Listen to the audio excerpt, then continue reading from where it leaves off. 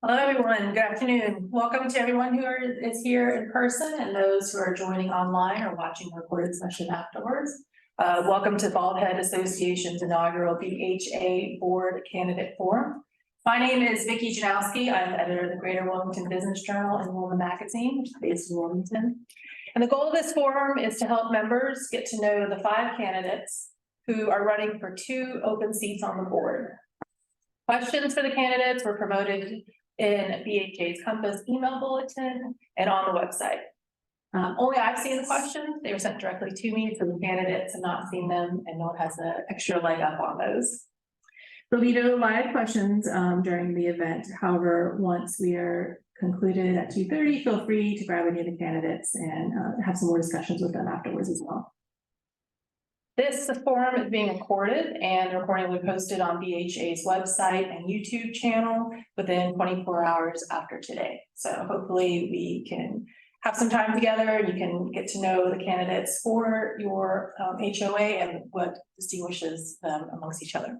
So running this year for those 2 open seats are, in alphabetical order, Michael Blumarch, Bob Kiger, Chris Parrish, Betty Robinson, and Steve Smalley.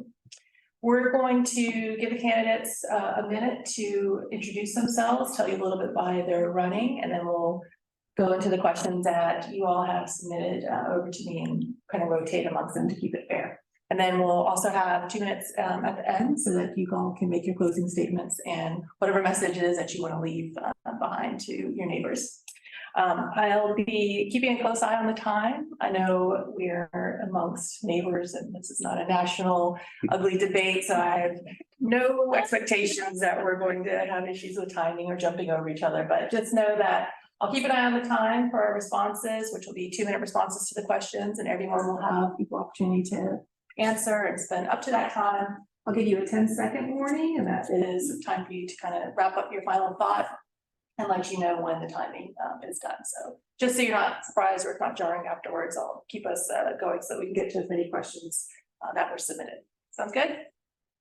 So to start off with the candidate introductions, we're going to start with Chris Parrish to have 1 minute to introduce yourself. Hey, I'm Chris Parrish.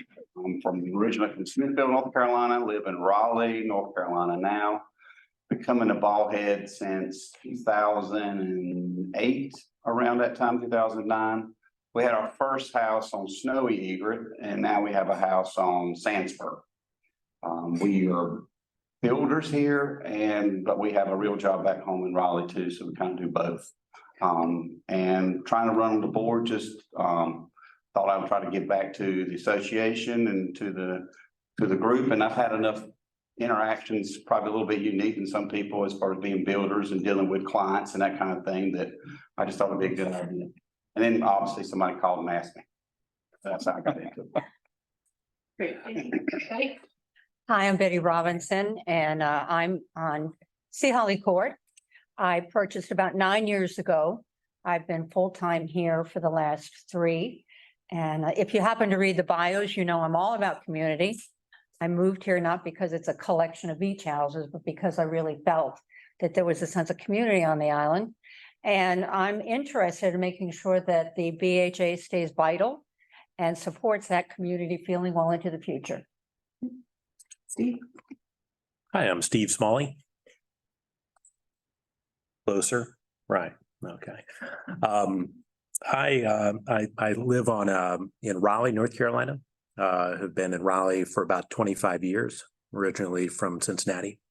Actually live on Snowy Egret. Chris, what street were you on? I was number 4. We're 4. Okay, I'm on 12. Right up the street. Right, and sorry we didn't mean to touch before then. I live in Raleigh full time, so I'm here on the island as often as I can be, but not as often as I'd perhaps like to be. For that reason, I think that I've got a slightly different perspective in the sense that I've watched the BHA as a non-full-time resident, and the information that I receive is through that lens rather than seeing people at the market and the like. So I obviously have friends and people who are knowledgeable more than I am on the island. but I'm interested in helping in any way that I can. And I don't come with any agenda other than to assist in any way that I can possible. Michael? Hey, I'm Michael Bumarch. I bought a weekend place here December of 2018, right after Florence, and my intention were to come down Friday through Sunday. But by April, I was coming down 5 days a week. And I was divorced at the time and I had 3 grandkids, and I realized a 2-bedroom condo would not work. So I made my full-time residence here, bought a place off of Edward Teach, and I haven't left. I own an engineering firm and outside of Baltimore, Maryland, corporate offices are in Raleigh. But I'm semi-retired, got great people running it. I love this island. This island brought to me peace and serenity. And I honestly believe that in all different factions that are on this island today, peace and serenity can be brought to each one of those factions. Thank you. And Bob? Thank you. We had property here for 22 years. We bought a house 16 years ago. And for a long time, my wife and I flew under the radar. We just came and enjoyed everything and weren't participants. And after the last few years of being retired, and I've had plenty of time, I started to volunteer for the Bald Head Association committees. I've worked on insurance task force for them. I spent my entire career in the property casualty business. And I think now, having had that experience at other levels of the association, I thought perhaps I could use that experience and now also participate as an active member on the board. Thank you. Okay. So now that you know a little bit about the candidates in front of you, the members submitted kind of a mix of questions, either about association governance or just policy on the island. So we're going to kind of ask a mix of those. And Betty, I'm going to start with you for the first one. I'm going to learn how to mute my apologies. First question, do you support the mission of the BHA and the architectural review process and guidelines? First of all, absolutely. I am a big supporter of the BHA. And I would like to say to that question that the mission of the BHA is much broader than just the architectural review guidelines. And I know that that is one of the points of contention that people have on the island. If you look at the mission statement for the BHA, it has a whole series of principles that it is following as it tries to improve and sustain a high quality of living here on the island. The very first tenet is the covenant and the design guidelines and making sure that those are enforced. But then if you go on, you see that they speak to improving communication with the homeowners, making sure that people are involved in promoting volunteerism, taking action on issues that impact the lifestyle of the people who live here, getting involved in long-range visioning and a strategy for that. So for me, the BHA is much broader than just the guidelines. I happen to support them. I've been through 2 building renovations. I think the success in your experience with those guidelines has a lot to do with your contractor. And so I'm very much a supporter of the covenants and the design guidelines, but also the broader vision of what the BHA is. Okay, thank you. Steve, same question. In terms of the mission of the BHA, I mean, it is a homeowners or property owners association for residential property owners, and is designed to regulate the design in as much as the design guidelines are there. They're important. They're important for ensuring continuity of the feel of the island and the property, and the preservation of those values. Having gone through 2 renovations, very major renovations, one prior to Hurricane Florence and one post-Florence, I can say that I think we need to consider the role of the guidelines in the sense that they're now 170 pages long, and in the sense that if they are to promote the island and if they were to promote the values of the island and the property values there, they need to not stifle that growth. They need to ensure that we are in fact promoting that. Michael? Be perfectly honest, I haven't read all 170 guidelines. I've never built here and I never went through the renovations here. So I can't state up here what a personal thought process would be on what's working and what's not working. I hear from a lot of people. I got a lot of friends who are builders on this island, and I got a lot of friends who are against builders on this island. But I really can't take anything that they say to be really serious unless I get behind the closed doors and see how those issues came about. And when I get that, if I get that opportunity to do that, then I'll come back with a better statement later on. Thank you. Bob? I think the association is an extraordinarily important leg of perhaps a four-legged stool. You know, we have the village government, they're responsible for the taxes, they're responsible for the infrastructure, all the important public safety and everything. Then you have the clubs, which are particularly responsible for food and recreation. And then there's this other leg, the association, which is responsible for all the residential properties, the look, the feel, all the issues that probably brought each one of us here in the first place, that we found it attractive. And I think that has to remain a viable element of what we do.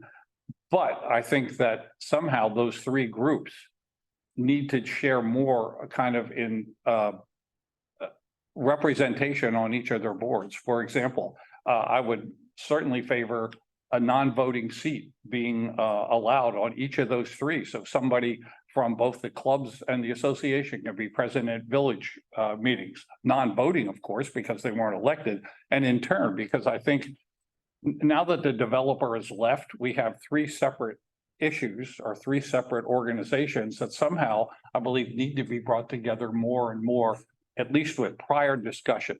Certainly, we have to respect the election of each of the leadership boards, but I just think without kind of that equal leg on the stool, it's not going to have the balance that I think we'd all like for the future. Okay, Chris? Well, I've had a lot of interactions back and forth with ARC, and I think most people, besides their people they get, that's probably the biggest and the most frequent time they would ever have interaction with the board itself is through ARC or painting your house or whatever it is, doing any kind of change. And I've dealt with them before hurricanes, and since I've been dealing with them probably since 2016, 15. And it's needs to, I think it's gone a little bit, things have a way of swinging left and right. And I think it's going, I think it needs to be more towards the middle than kind of where it's at now. I've had clients come to me that when I don't go to some of the meetings and think of it as a confrontational aspect. And I really think it needs to be more of a, you know, we have 175 pages of guidelines and we just need to kind of stay within those guidelines and not, we tend to drift off, it has been lately, on interpretation of guidelines, and a small group of people interpreting what the guidelines say. And so it's not black and white, it's subjective. And the problem with that's going to be legally, if you look at all the appeals courts cases and all that stuff with homeowner associations, being subjective and having all these interpretations of what normally the case law looks like, it does not favor that.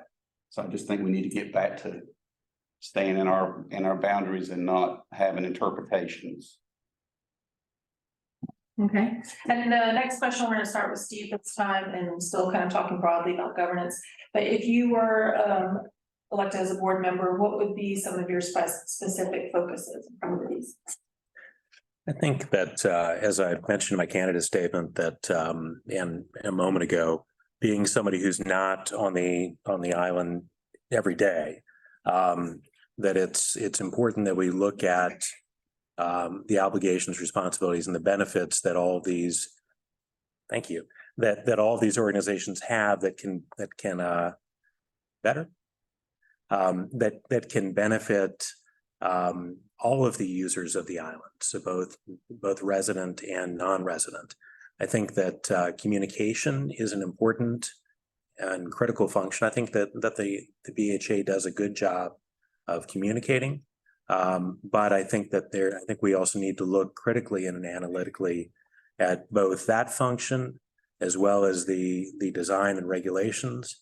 And then also to look analytically at what is the best use of BHA versus the role of the village, versus the role of the other organizations that are key stakeholders on the island, so that we can work together and do so in a way that's not overlapping in mission too much, in a way that's designed to move in the right direction for the benefit of everyone here on the island.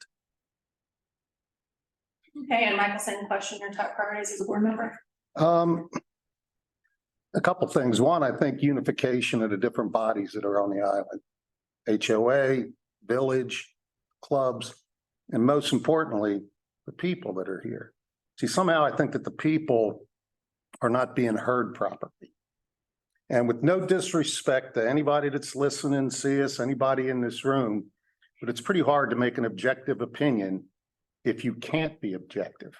And the only way to be objective is you have to be able to see it from a broad spectrum. I have no interest on this island. I don't own anything other than my properties. I don't build anything. I walk my dog. I play golf. I hang out. I listen to the people. I didn't actively seek this opportunity. I feel very, very privileged that enough people came to me because I want to bring unification between these bodies together for one reason and one reason only, is to listen to the people that live here. Do we honestly do that? I don't think so. Because there's too many people that are on opposite side of the fences arguing for no reason whatsoever. We can pull it all together. That's the easy part. We can pull it all together, but it has to start at one spot. You know, you elect me, you're going to get a voice. I'll be that starting spot. Thank you. Bob? Would you mind rereading the question again, please? Yeah, so if you are elected as a member of the board, what would be your specific focuses and priorities? Having been on the community-wide standards for a couple of years now, I think the biggest challenge we have is with the enormous amount of communications that go out from the association. How do we get people involved? Our challenge is, I mean, there's the Compass, you get weekly newsletters. There's a significant website. There is the Island Report. There's a YouTube channel, Facebook. I can't think of, I mean, there are countless communications that go out now. And I think the real challenge is, how do you get people involved more in actually being on the association and being part of the committees? Because I think once you've done that, and you've grown up with it and you've had some participation in the past, you get a sense of how much the challenge is and how important that is to getting people kind of together, as you said, Michael. And, you know, the issue is, you know, what do they say? You can lead a horse to water, but you can't make them read or drink. And I mean, it's an amazing amount of communication that I think we have to figure out how to get people to actually show up and participate. And Chris? Well, everybody's touched on most everything. But my biggest thing probably would bring all the individual stakeholders, be it the village or one of the clubs, or either, you know, builders, designers, you know, everybody needs to come to the table and kind of figure out what's going on, and, you know, how we can all work together, because I don't think it's one person's for this, one person's not for this. We're on this island for a reason. We like the island. We love the island. I mean, you're not building over here if you don't like the island. It is way too hard to do business over here. It's way too hard to be a heat and air person over here. It's way too hard. That's the reason why you can't find anybody, because there's only one or two groups that are willing to do it. So we need to get everybody pulled together, because we've had designers leave, builders leave. I mean, you're going to get down to the point where you don't have a handful of people to do anything. And then we're not going to be able to do any, you know, let a storm happen. Then who's going to fix anything? It's not going to, it's just going to, I don't know. It's just not going to work very good. And I think, you know, the part-time participation, like most everybody doesn't leave here full-time. This is a good first step for sure, is having something that's on the webinar, something people can listen to and see it live.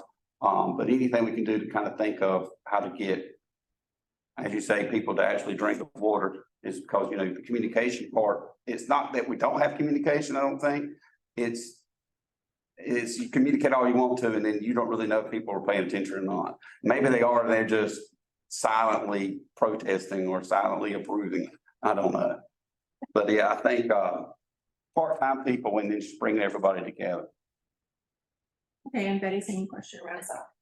Boy, I hope the existing board is paying attention to this, because I think everyone has said the same thing.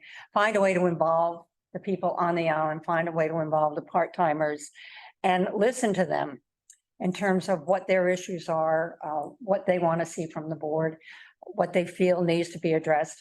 I would say that I think one of the reasons people don't offer their input is that they don't see the result. And I would liken that to, you know, you ask people to do visioning strategies 3 times since 2005.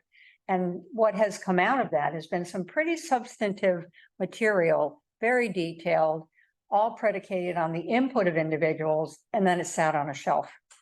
So if you're going to ask for people's input, if you're going to encourage people's input, you have to plan to involve them in the implementation. It has to be substantive. It can't just be window dressing. And being part of a committee is one way to get people's input.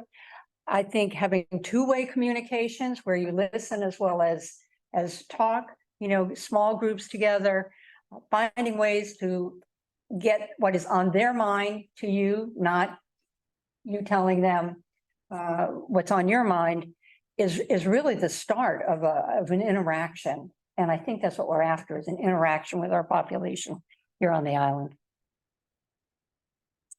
Okay, and Michael, you're gonna kick us off on this next one.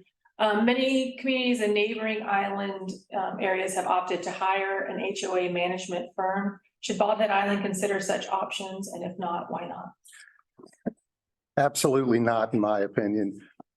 You know, government solution to just throw money at it and create outside interest to come in. No, we're our own governing body. Let's keep one thing in mind here is that this is the people's island. It is not committee's island. It is not a third-party island. If we're not capable of making our own decisions to grow this island in a direction that we're all comfortable with, to enhance our infrastructure, to get it where we want to be, how is another party going to do that? If we can't listen on this board, the village, the clubs, if they can't listen to us, why would a third party? We have to be able to have transparency. We have to be able to communicate. We have to be able to do what the people that elected us are asking us to do. Thank you. Okay, Bob? I can't possibly see where a disinterested third party could ever benefit anything to come of at the future of this island.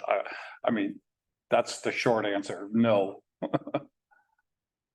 Okay, and Chris? Yeah, I agree with them. No, I don't think any benefit that I can recall to figure out how anything would benefit from having a third party management. I think we can handle it internally. We should be able to handle it internally. Okay, Betty? I don't see that an entity on the outside could provide at all the breadth of services that a current BHA provides. Again, if you move beyond the design guidelines and you talk about the services that the BHA provides to homeowners, telling them where to go, how to get things done, offering opportunities to come together for recreation, for education, for CPR training, doing things like reforesting. There's a host of things that the BHA nurtures and makes sure is available to us as residents. And I can't envision any third-party agency being given that charge and being able to execute it better than we have today. Okay, and Steve? I agree with everything that everyone said. No, I think that there are functions that the BHA does very well. I think if we were to look at any type of motivation for an outside firm, it would be to use as a benchmarking reference for analysis of what other HOAs are doing, how they're doing it well, the good fiscal use of resources. But I don't think we need to hire anyone outside to do that. I think that we as board members, we as members of the association can work together collaboratively to analyze the resources, and they are limited resources of the BHA, and how we can best use those resources and the funds and the staff that we have in the best possible way to further the goals of the homeowners here. Okay. And the next question, Bob's going to kick us off on that. And this is, how should the BHA participate, if at all, in advocacy issues like the transportation system litigation, offshore wind development, and commercial development that aren't directly tied to home ownership, in which there are multiple viewpoints expressed by island residents? Sure. I think, as I said earlier, I think that there needs to be more joint cooperation among those three organizations, the club, the association, and the village.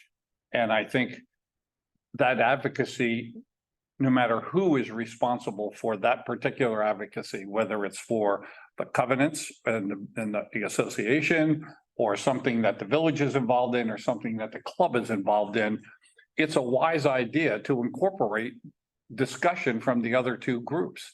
So I think each of those organizations has a vested interest in the advocacy of the other two, because when those three things are in balance, I believe then we will have achieved that participation level, getting people involved, doing all those other things.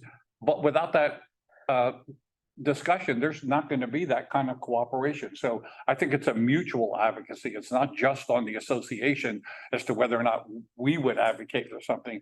It's the burden or the responsibility of all three of those groups, I think. And Chris?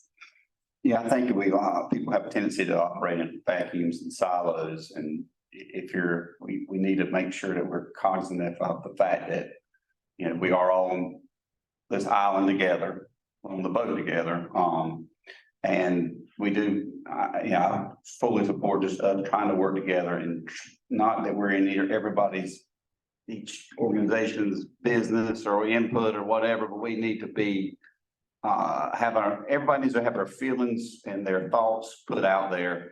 And I think it would be wise that we communicated more frequently, the three groups, and maybe had some kind of way to be on, you know, non-voting members or something for some input, more frequent meetings and that kind of thing. So that we're not only meeting just for the huge things that make the paper, but that we're, you know, meeting frequently enough that, you know, when something does happen, everybody's kind of familiar with the other groups and that kind of thing. Okay, and Betty? I would say to start off that I somewhat disagree with the premise that those items you mentioned on our part and parcel are the purview of the BHA. I think any issue that involves the quality of life here is certainly something that the BHA wants to get involved in and should be involved in. They are the ones that provide advocacy for the owners here on the island, for the property owners. They are the ones that establish open communication and can establish open communication, do surveys, do solicitation. I think they have an obligation and certainly an opportunity to partner very strongly with the other decision makers on the island who are wrestling with these issues and make sure that the homeowners and the property owners' input has been solicited and fed into the decision-making process. I truly believe that's part of the BHA's role. And Steve? And I hate it when people say this, but I'm going to say it with all due respect.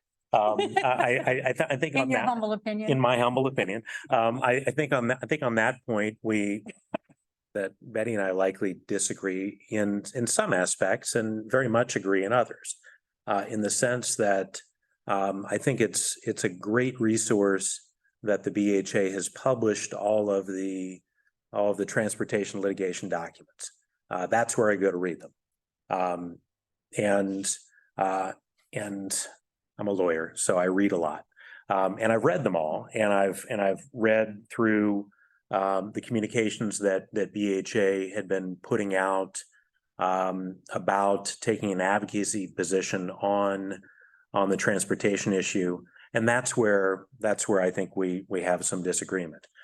Because I don't think that it is within the role of the BHA to take an advocacy position on something that falls outside of its scope of control. So there are various roles for each of the island constituent organizations. There's some that have shared responsibility. There's some that have complementary responsibility. And there are others where there's exclusive responsibility. So the BHA may have been the precursor in the days before the village government existed. But the village government now does exist, and the BHA's role doesn't entail, I don't know how to put it, taking an advocacy position on something that it doesn't that it just can't control. So I think that there's a limited role. And Michael, Can you read that question again? how should the BHA participate, if at all, in advocacy about issues like the transportation system litigation, offshore wind development, and commercial development that aren't directly tied to homeownership, that have multiple viewpoints expressed by the island residents? Okay, so my humble opinion is before we go into somebody else's backyard, let's take care of our own first. We've got plenty of issues within our own backyard that needs to be handled. Once we dive in, get the unification, everybody's mentioned up here, hey, let's bring all parties together. Everybody's going to say that throughout the world. Hey, if we just get everybody together, but we have to take care of what's inside of our guidelines first. If our guidelines aren't correct, it doesn't mean we don't have an opportunity to change them, but we have to take care of our own yard first before we step outside of it. And believe me, from what I hear from a lot of people, me personally, I got the greatest life in the world. I live here full time. I mean, it's awesome. I got very few complaints on this island. Matter of fact, I don't have any complaints. But I need to understand what everybody else's critical concerns are. Once we understand the critical concerns, and as long as they fall within that governing body, then we can take steps forward to hopefully correct, to help pull that unification together. Okay, and this, the possibility of overlapping some of the points you all just made, this is more specific about an issue coming up for next year. And in terms of if you think the board should weigh in on endorsement or not, but in March, it's slated to vote as an island on a bond referendum for beach nourishment. Is this an area that you think the BHA should weigh in either terms of endorsing or not endorsing? Starting with you, Chris. I don't think so. I mean, I don't think it really involves the island, involves the association in that aspect, but I don't think it's something they need to really endorse or not endorse. I mean, it's going to go down to voters and public hearings and that kind of thing. So I do think that part is covered. Okay, and Betty? I don't believe that the BHA should actually endorse an issue. And I just want to clarify that was not what I was suggesting in my comments. I do think they need to be advocates for owners and property owners' involvement in issues. And if it's not happening, they need to help make it happen. In this case, I think like the ferry, I'd like to see the BHA publish anything that comes out, make it readily available to all homeowners. We just had a fabulous meeting. I think the details are all there. I don't believe it's up to the BHA to actually advocate one way or the other, but I definitely think they need to advocate for owner understanding of the issues. Okay, and Steve? I completely agree with Betty. Oh my God. I think that the BHA's role is one to inform and provide and to use its communication resources that currently exist as a means for disseminating information. But I agree, we should not, as an organization, endorse or take an advocacy position on that issue. It's not within the jurisdiction of the BHA. to levy bond obligations or to vote on them. I have a vote on the BHA side, but I don't have a vote on the obligation bonds because I'm not registered to vote in Brunswick County. I would like to see everyone who is to have as much information as they possibly can about that. And to the extent that BHA can help in disseminating that information without taking a position, and more importantly, without utilizing resources and diverting those resources from its key mission in doing so, I think that that's a good use of the BHA's resources. Okay, and coming over here to Michael. Yeah, I really don't have a position on that other than the fact I'm a homeowner here. For my personal reasons, I'll get involved, look what's involved, and I'll make a decision on what direction I'm going to vote in. Again, we've got plenty in our sandbox right now. Thank you. Okay, Noel. I agree completely with Betty, and I would add that I think there's a great opportunity for the association to use some of the surveys that they have taken, because they really represent 1,800 property owners here, which is the census of the island. All the other groups are some subset of that, and they don't necessarily have as easy an ability to get out a survey.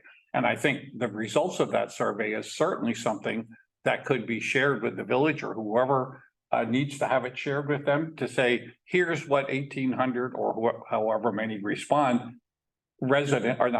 property owners on the island think about this. So whenever you make your decision, here's a way to get data and useful information to help people decide what to do. Okay, and Chris? We were talking about the bond thing still, aren't we? Yes, do you think that BHA should weigh Mike in? already did that. You already answered. Oh, I'm so sorry. That's all right. Okay, so then moving to the next I was question. making sure I was awake. And so then this one, Betty will start off, and then moving a little bit more closer back to internal governance. Do you think the current BHA fees and staffing are appropriate for carrying out the role of BHA? I'm aware that there has been a tremendous increase in the workload that is associated with the design guidelines and ARC.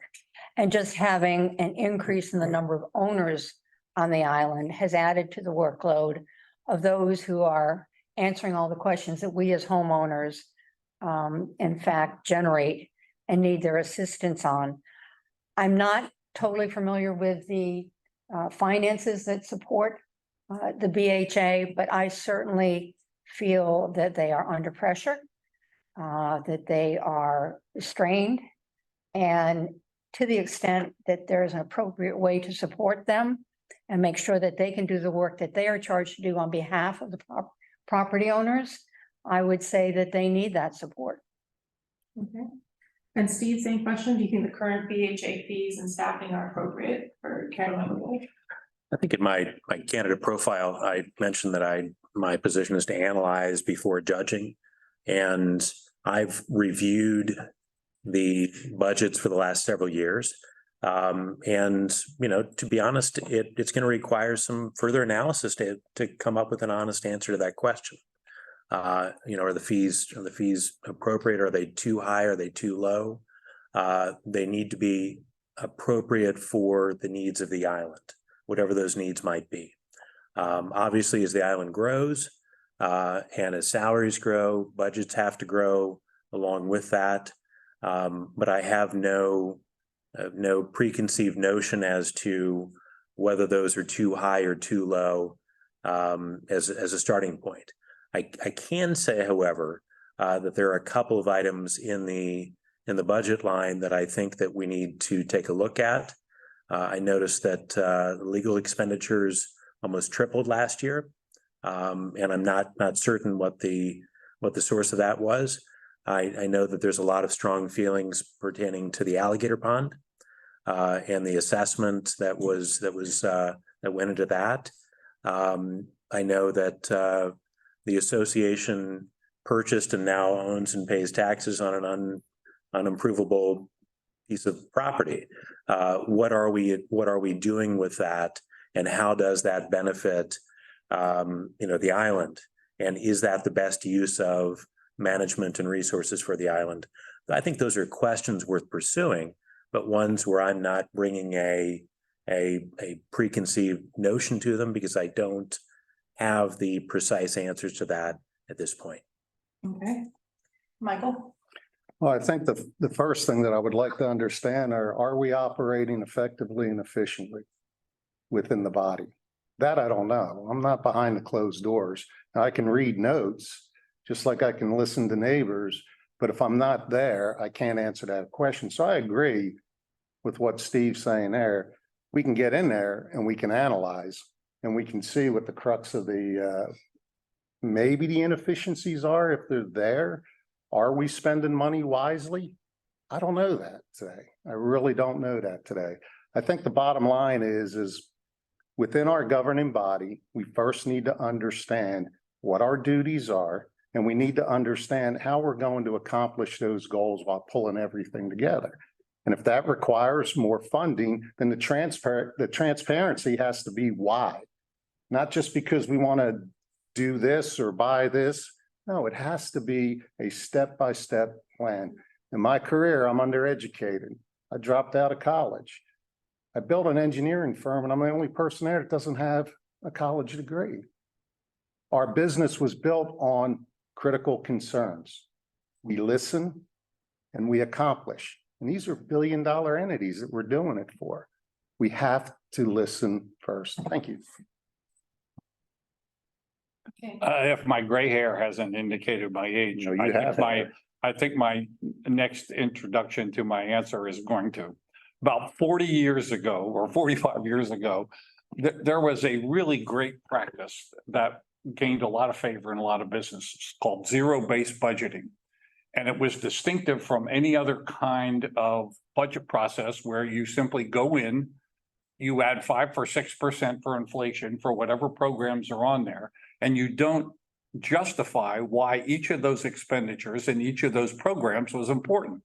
I would say that the village would benefit by introducing that program, the club would, the BHA would, any ongoing business would be wise to institute that rigorous procedure. It takes time, it takes work, but without that, all we're doing anywhere is just simply adding some inflation factor. We're going on, not evaluating what exactly is right and what should be changed. So without knowing all that and without kind of having that discussion at the level of the board, I don't think I would be qualified to answer that question. But after that process, I think we all will be better off about understanding how that money would be spent and what's right. Okay, and Chris? Yeah, I would agree with all that.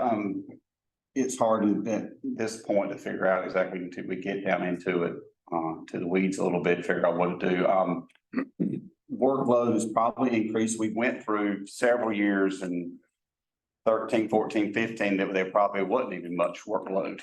Wasn't even really building going on, that kind of thing, till COVID had supercharged it, which I can look at it, building permits and all that Stephen put out the last couple of months. It is coming back down to a more of the 25 to 35 range, which is probably where it's always going to be at. Which still puts you 25 years before you build out the island. And people need to, there's a lot of building going on, but we got a long ways to go before every inch of the island is actually filled up.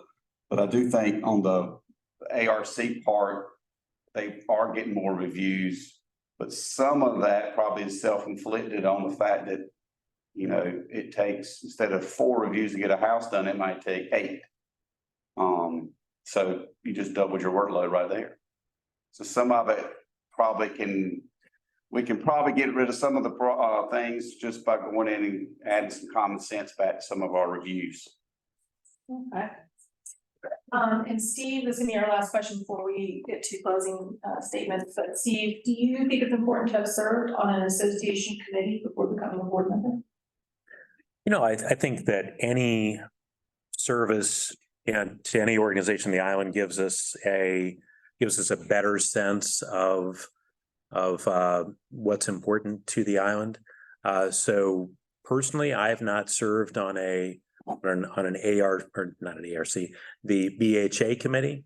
I've served on several committees on the BHI club and I've been active in other initiatives here. I think that in as much as it's helpful, it's not a critical qualifier. I say that very self-certainly, of course.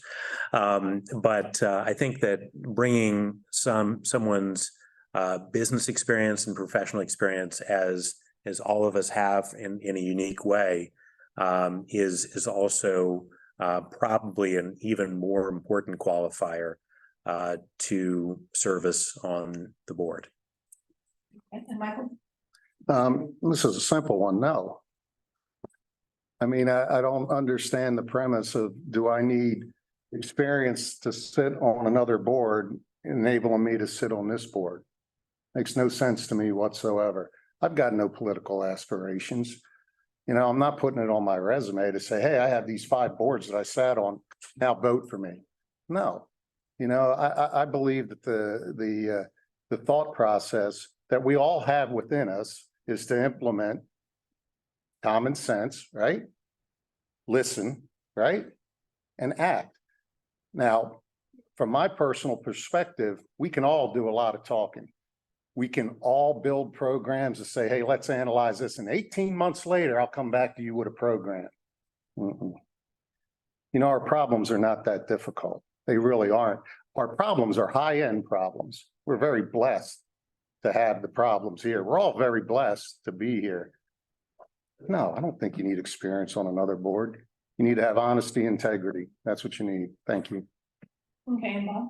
My high point for the day was when you moved Jerome over here, when you say common sense. I No could one move has ever over done there that. like that. No one has ever done that to me. There you go. I really appreciate that. No, I don't think it's critical, but I think it's important.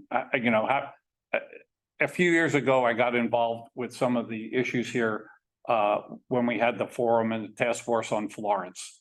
And that gave me some insight into what was going on and how things worked. Then I got involved with a community-wide standards committee that just started up 2 years ago.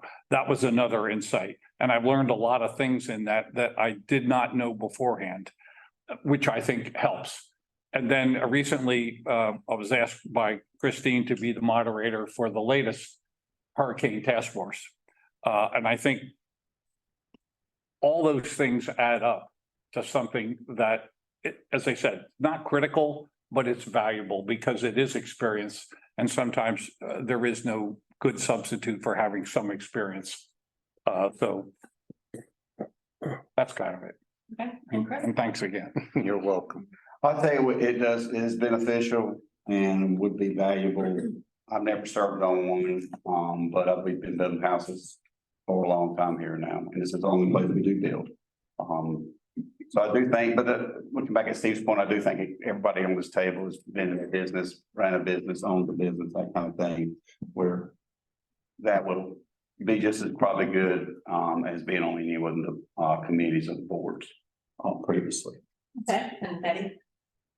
Well, I've been on a couple of committees for the BHA. I've been on the resource committee. I'm currently on the long range planning committee. Do I think it's necessary to have served a BHA committee? No. I think the fact that you have 5 people here who are willing to serve and volunteer and be part of the BHA structure is what's most important, and that we cultivate a sense of volunteerism and participation and ownership for where this island is going. So I think everyone here has an extensive business background. We've been in a situation where we need to collaborate and we need to come to consensus. And I would hope that we take that with us, whoever ends up on the board. Okay. So now as we close out the program, we want to do closing statements and give you all the opportunity to leave with the audience. What is the thing that distinguishes you and why they should vote for you for one of these 2 open spots? Michael, you're going to start us off. Oh, great. This will be a fun one. Years ago, I read a book that really inspired me and led me in the direction to do the next right thing. So many times in our lives, we come and throughout our journeys, we come across issues where we wish we can go back in time to do the next right thing. I was asked to be here by quite a few people, and my initial response was no. because I was being selfish. I have what I have in this island. But I felt pain and I felt angst. And that book came back to me. It's the Four Agreements, Don Miguel Ruiz, if you would like to read it. But it teaches you, and it taught me that I can't turn my back. I have an innate ability to address critical concerns. And for all the other gifts that I wish I would have had, NFL quarterback, hair on my head, good looking, I don't have any of those things. But I have this one gift that I could see an end result. And believe it or not, you may have to convince my wife this, I could listen too.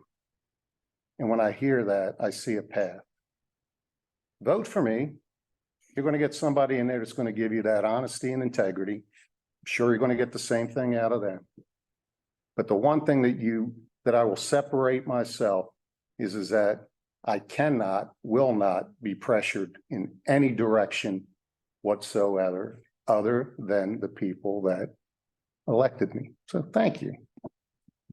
Thanks, and Bob. Sure, thank you. I've been fortunate to have several really good mentors in my career, and they have each kind of provided me with kind of guidelines about how I need to kind of behave as a human and also interact in business. And there are three kind of sayings that I have kept close to me all the time. One is, it's always better to do the right thing than to do things right. A second, delay is anathema to excellence. And the third is, don't fail to act on the truth. And as I apply those to things that I've done in life and the things that I've done in business, they have kind of provided that guidance. I think one additional thing that I might be able to bring to the board is my career in personal or property casualty insurance. This is a real difficult time for all of us who have homes on the island to try to deal with that. And I think that I could help provide a great deal of insight, both from the company side, from the homeowner side, and even helping BHA maybe establish with the village a group that can go visit the insurance department in particular, with builders as well, and jointly go to the insurance department to let them know about some of these really important, expensive issues that are going to face us all here in the next few years. I mean, the idea of flood insurance is already with the government. The wind insurance, I'm afraid, may end up being another government-sponsored insurance program. But I think we also need to get some activity going jointly with all these groups, with the Department of Insurance, to kind of let them know this is a unique place. This is not the mainland. Okay. Thank you. Chris? Well, I'm looking, I wanted to look at it as, I'm not being on here as the builder kind of person, because we are homeowners. I've got 4 kids that spend the summer here on the island. And we do enjoy the island, love the island. And I've kind of gotten into this mainly because of my interactions with the ARC. But as an overall, wanted to get back to the island. I'm on some other boards now, in the state in different places, but we also have a mobile home park, and that's what my primary job is in Raleigh. So we have 280 homes, and we're like the mayor of a small town. I have 1,000 people living there and 450 kids, ton of kids. So we end up being the police department, the social service department, the psychology department. We have been a little bit of everything over the last 25 years. So I have seen how a small little neighborhood can be built and how it runs, and the good and the bad. And I'm not all one way or one another way. When you're dealing with that many people, you deal with a lot of different circumstances. So you have to have some give and take and collaboration and a lot of other things. So I'm willing to listen and just like your vote. Okay, and Betty? As I've said before, I think that the BHA is a very vital resource here on the island.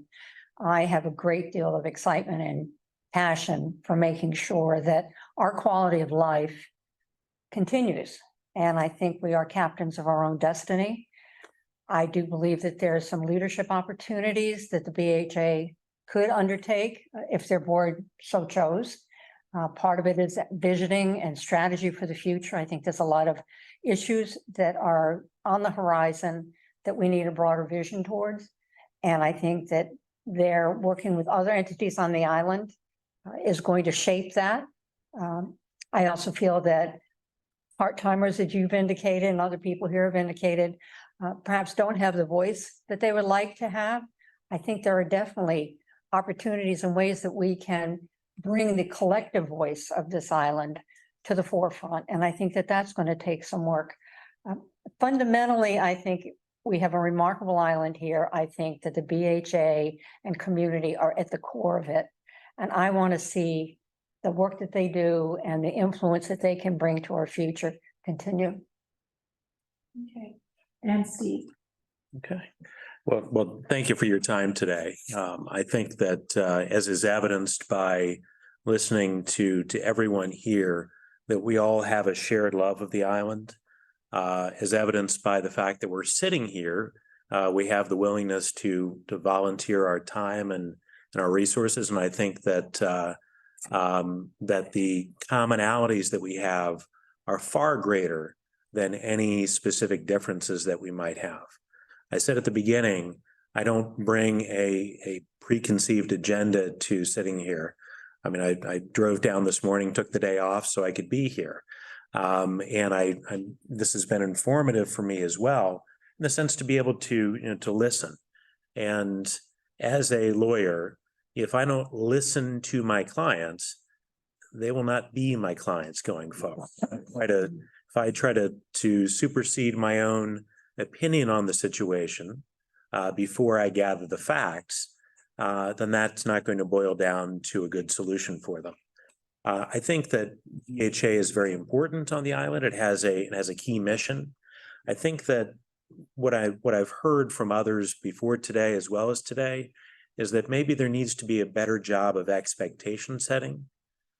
Because if you don't set the expectations, then you can't really very well meet them for the property owners and the island owners. And I think that that's where there's an opportunity. I would also say that within the utilization of the limited resources, the limited mission of the BHA, that there is an opportunity not to be involved in every aspect of things on the island, but there's certainly an opportunity to utilize the platform for greater communication.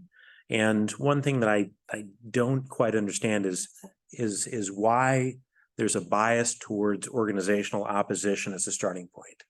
Okay, we're going to stop it there. But I do hope that you can all direct some questions. I want to thank all the candidates. If we can give them a round of applause. For sharing this information, particularly since this is a volunteer role and spending your time out here doing. Thank you to all of those who are attending and watching online and who submitted thoughtful questions. Oh my God, I don't know why I just never did. Helping you make informed decisions. 3 out of my kids are recorded. out of my kids Posted on the website and YouTube channel. Within playing, 24 hours. learning. You'll have voting information All right. forthcoming from BHA. Everybody have a nice day and thank you for Thank coming you. out. I get invited to a lot of, I just never played.